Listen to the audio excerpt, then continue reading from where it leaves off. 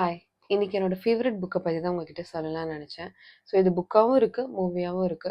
Book படிக்க கஷ்டப்படுறவங்க கண்டிப்பா மூவி பார்க்கலாம். இத பார்த்துருப்பீங்கன்னு நெனைக்கிறேன். ஸோ இது என்ன கதைன்னா வந்துட்டு, ஹீரோ, ஹீரோயின் இருப்பாங்க. 2 பேருக்குமே ஒரு டிசீஸ் இருக்கும். ஸோ இந்த டிசீஸ் எப்படின்னா வந்துட்டு, கோல்டு லைக் சிவியர் கோல்டு இருந்தா, நம்மளால எதுவுமே பண்ண முடியாது. கரெக்ட்டா சாப்பிடுறதுக்கு கஷ்டமா இருக்கும். அவங்களுக்கு டைஜெஷன் ஸ்லோவா இருக்கும். பிரீத்திங் ப்ராப்ளம்ஸ் நெறையா இருக்கும். லங்ஸ் வந்து வீக்கா இருக்கும். ஓகே பேசிக்கா. 2 பேருக்குமே அந்த மாரி ஒரு நோய் இருக்கும். பட் அடிஷ்னலா இந்த ஹீரோக்கு வந்துட்டு இன்னும் ஒரு டிசீஸ் இருக்கும். அந்த டிசீஸ் வந்துட்டு இதோட ஒரு அட்வான்ஸ் வெர்ஷன் மாரி. இப்ப இருக்கிற டிசீஸோட ஒரு அட்வான்ஸ் வெர்ஷன் மாரி.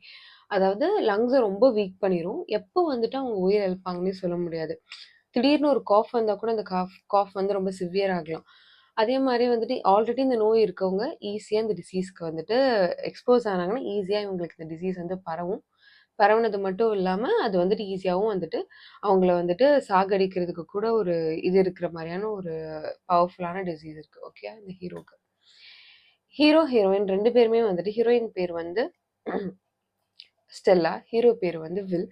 ஸோ 2 பேருமே ஒரு ஹாஸ்பிட்டல்ல இருக்காங்க. Hero is a rebellious character. He doesn't want to like do or follow this medications. But heroine அப்படி கிடையாது. She'll be following everything. She wants to beat this disease.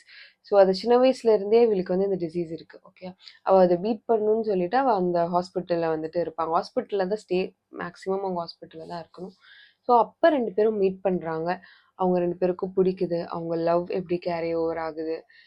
நீங்க நினைக்கிற மாரி இந்த அடல்ட் கன்டென்ட் அப்படிலாம் ஒரு ஒரு சீன் கூட இந்த படத்துல வராது. இந்த படத்தோட மெயின் ஒரு இம்பார்ட்டன்ட் விஷயமே how touch is important. It's very meaningful and an emotional movie as well as a book. So அத கண்டிப்பா பாருங்க. பார்த்துட்டு எனக்கு ரிவ்யூ சொல்லுங்க. பார்த்துருக்கவங்க உங்களுக்கு பிடிக்கும்னா கண்டிப்பா எனக்கு இத சொல்லுங்க.